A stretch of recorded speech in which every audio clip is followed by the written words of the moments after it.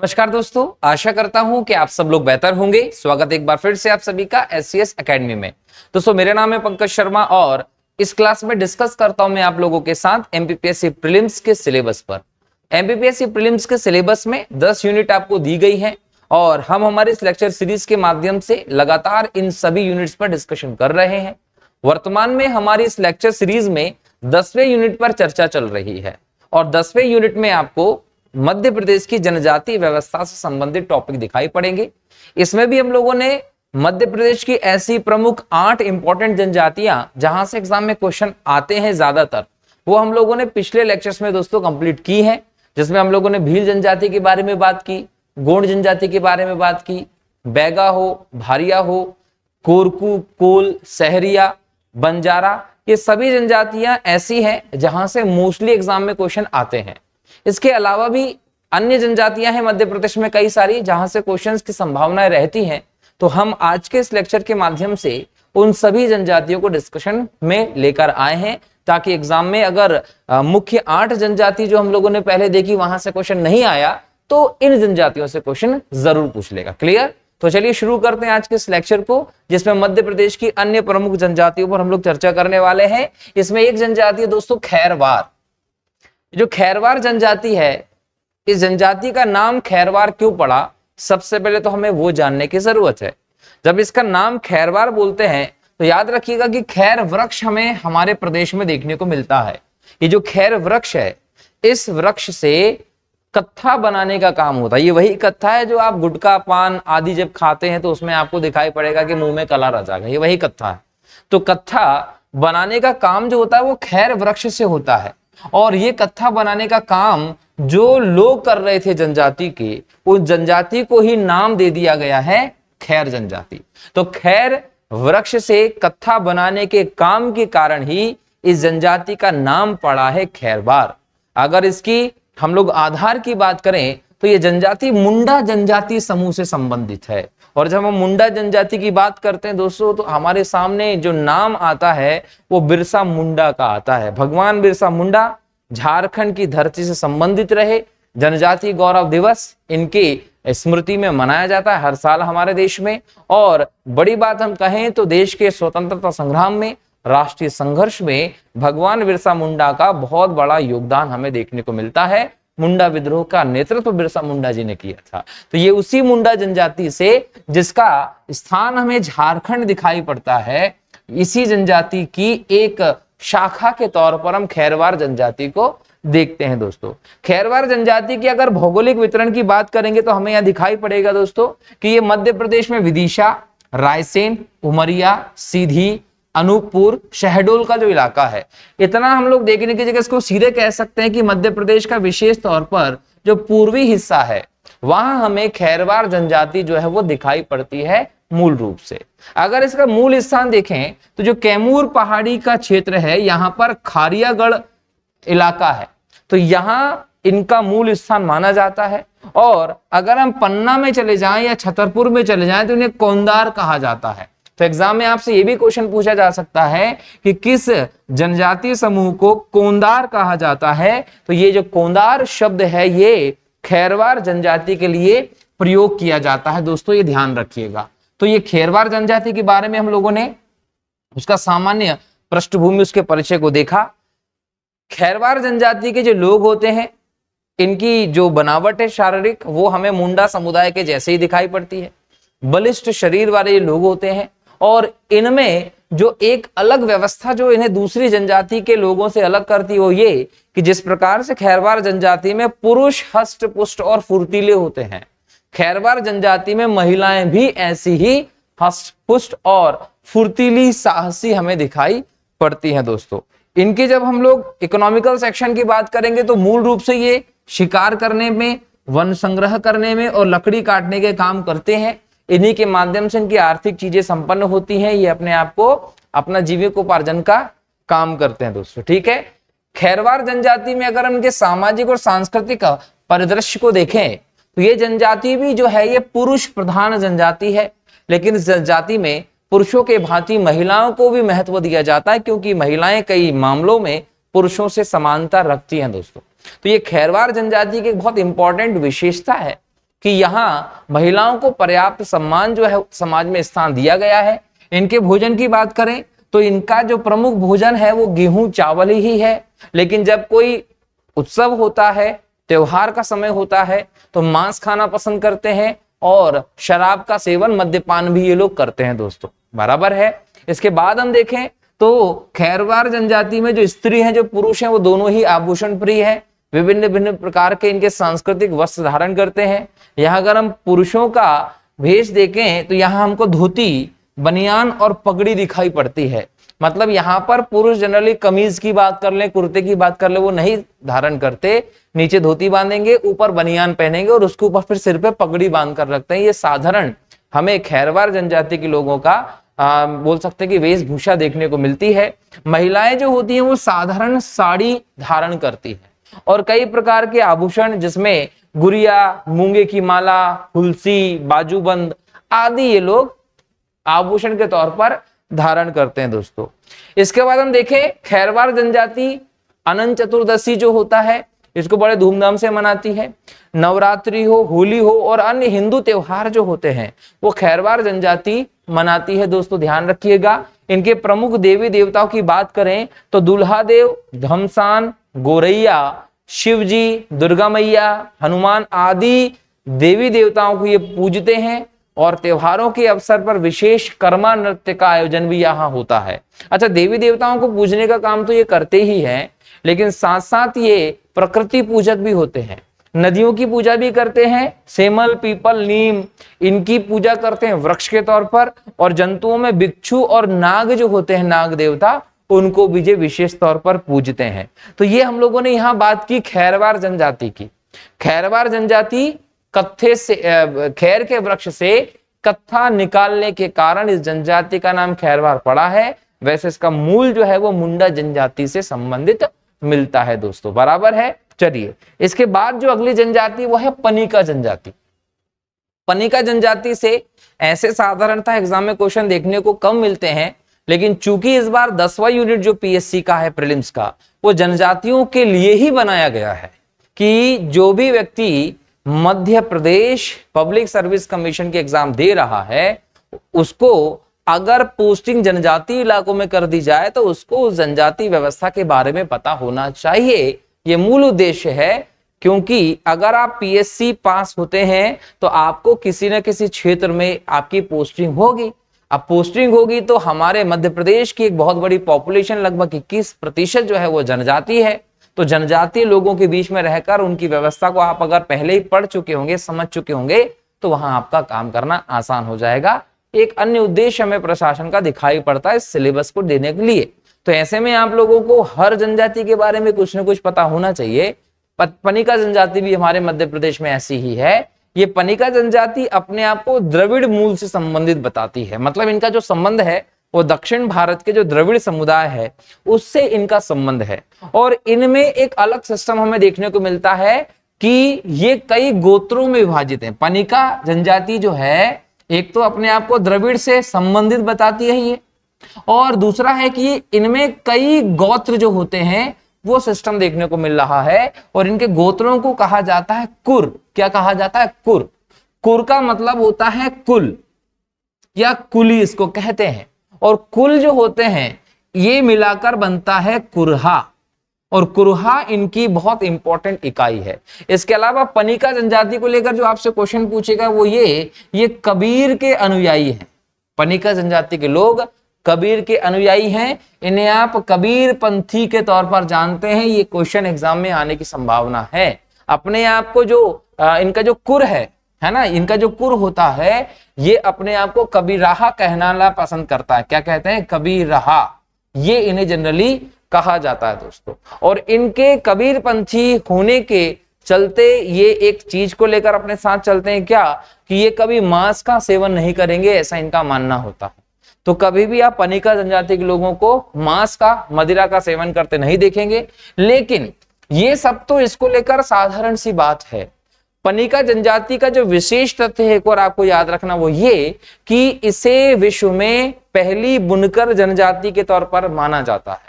कहते हैं कि दुनिया में पहली बार अगर किसी ने कोई कपड़ा बुनने का काम किया था, पहली बार इस दुनिया में कोई बुनकर समुदाय के तौर पर आया है तो वो दोस्तों पनिका जनजाति थी, जिसने इस पूरे विश्व में पहली बार कपड़े बुनने का काम किया था दोस्तों। क्लियर? चलिए, तो ये पनिका जनजाति की बात हुई।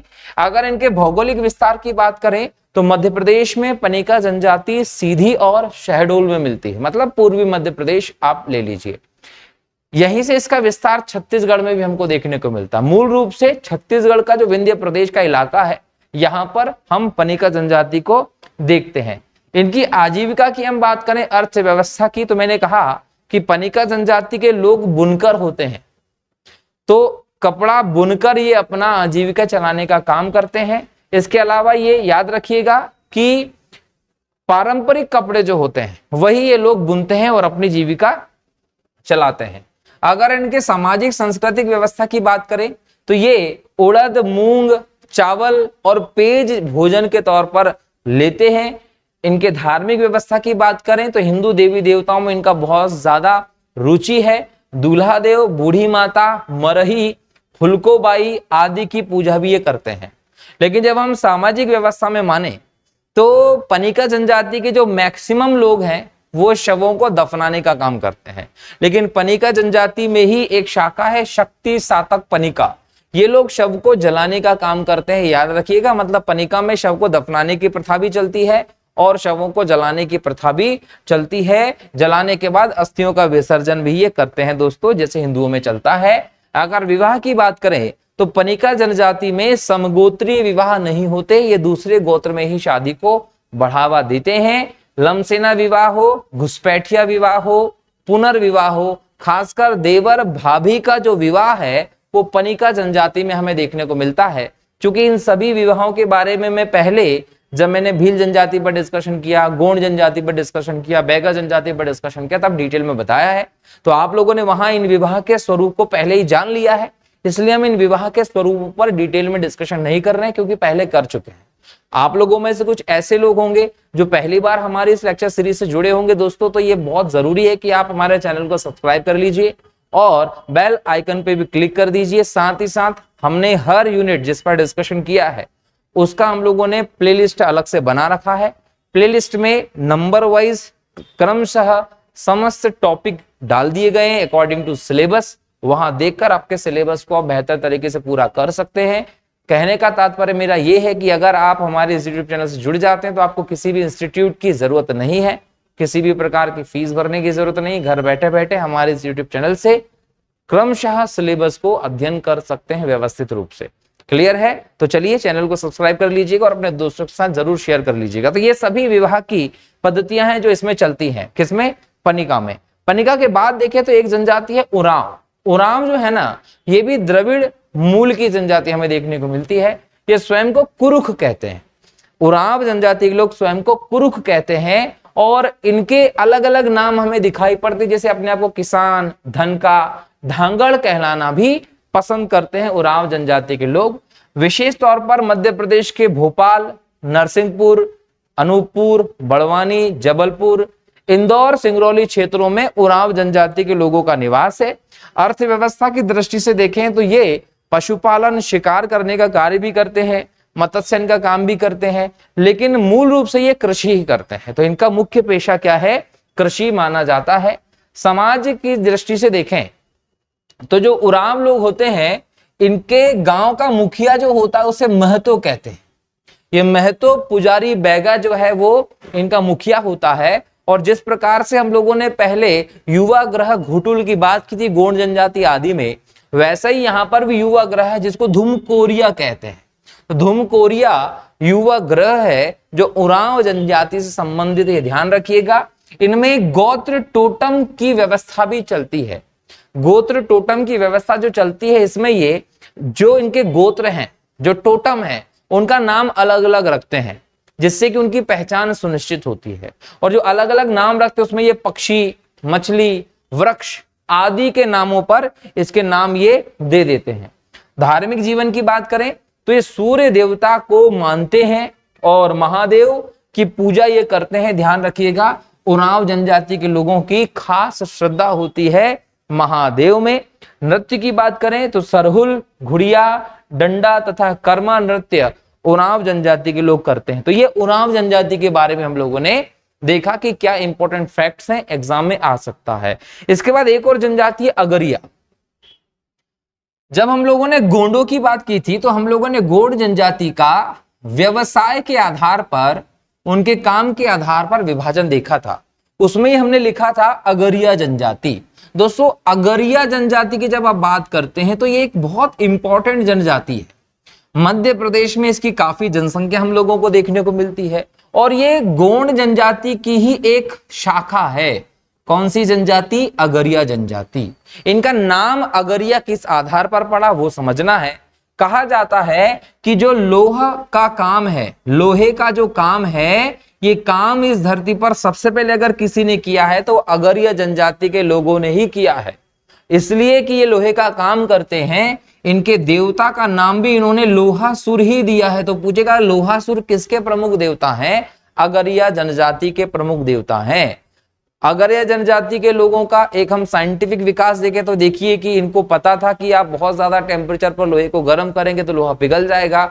लोहे को पिघलाकर उसे मारकर अलग अलग औजार बनाने का काम जो है वो अगरिया जनजाति के लोग पुराने समय से करते आ रहे हैं। तो लोहे को गलाकर औजार बनाने का काम अगरिया जनजाति के लोग करते हैं। जबकि मध्य प्रदेश में हम देखें तो मध्य प्रदेश का खासकर पूर्वी इलाका, जहां हम बात करते हैं सिंगरौली की, अनूपपुर की, शहडोल की, सीधी की, उमरिया और डिंडोरी, यहां पर आपको अगरिया जनजाति के लोगों का निवास देखने को मिलता है। इसकी कई उपजातियां भी हैं, जिसमें हम एक बोलते हैं पथरिया अगरिया और दूसरा बोलते हैं खुटिया अगरिया। तो खुटिया और पथरिया अगरिया, अगरिया जनजाति के दो समुदाय हम लोगों को देखने को मिलते, ये भी आप लोगों को ध्यान रखना है। जब धार्मिक जीवन की बात करेंगे तो अगरिया जनजाति के बारे में मैंने आपको कहा है कि ये लोहासुर को पूजते हैं। लोहासुर को अगरिया जनजाति के लोग पूजते हैं और इनका मानना है कि ये लोहासुर देवता है ना, इनका जो निवास होता है वो धधकती हुई आग में, जो उसके अंगारे होते हैं उन अंगारों में लोहासुर का निवास होता है। और अपने इस पूजनीय देवता को खुश करने के लिए अगरिया जनजाति के लोग काली मुर्गी की भेंट बलि इस देवता को चढ़ाते हैं। और लोहासुर इनके देवता क्यों माने जाते हैं? मैंने आपको पहले भी कहा है कि अगरिया जनजाति के लोग इस धरती पर लोहा शिल्प का काम करने वाली पहली जनजाति रही। लोहे को गलाकर, गर्म कर कर उससे औजार बनाने का काम इस धरती पर अगर पहली बार किसी ने किया है तो किसके द्वारा किया गया है? तो अगरिया जनजाति ने किया है, ऐसा माना जाता है। इसके आधार पर इनका नाम भी अगरिया पड़ा है, जो गोंड की एक शाखा है दोस्तों, ठीक है। इसके अलावा इनका प्रिय भोजन सुअर का मांस है। उड़द दाल को ये शुभ संकेत मानते हैं। वधु मूल्य का प्रचलन अगरिया जनजाति में देखने को नहीं मिलता। तो ये अगरिया जनजाति के इंपॉर्टेंट फैक्ट्स हम लोगों को देखने को मिले। एक और जनजाति देखते हैं, इंपॉर्टेंट है, यह है कंवार जनजाति। तो कंवार जनजाति 8 अलग अलग वर्गों में विभक्त है और इन्हीं से निकला हुआ है शब्द तंवर। तंवर जो अपने आप को तोमर कहते हैं और राजपूत कहलाना पसंद करते हैं।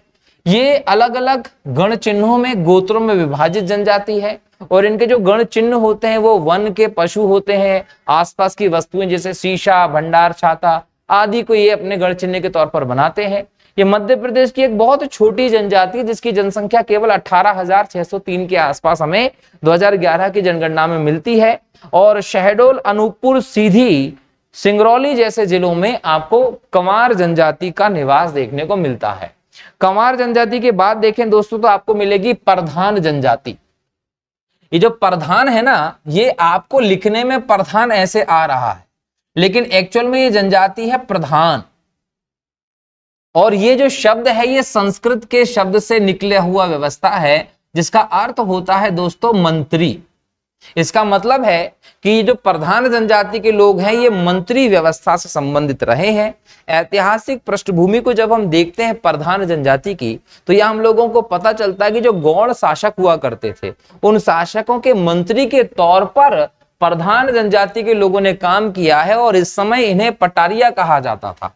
जो पटरिया कहा गया है वो प्रधान जाति के लोगों को ही कहा गया है। जो मध्य प्रदेश का जो पूर्वी सतपुड़ा का क्षेत्र है, जो नर्मदा घाटी का क्षेत्र है, बघेलखंड का क्षेत्र है, यहां आपको प्रधान जनजाति का विस्तार देखने को मिलता है। अब यहाँ पर अगर हम प्रधान जनजाति की भाषा की बात करें तो गोंडी इनकी भाषा है।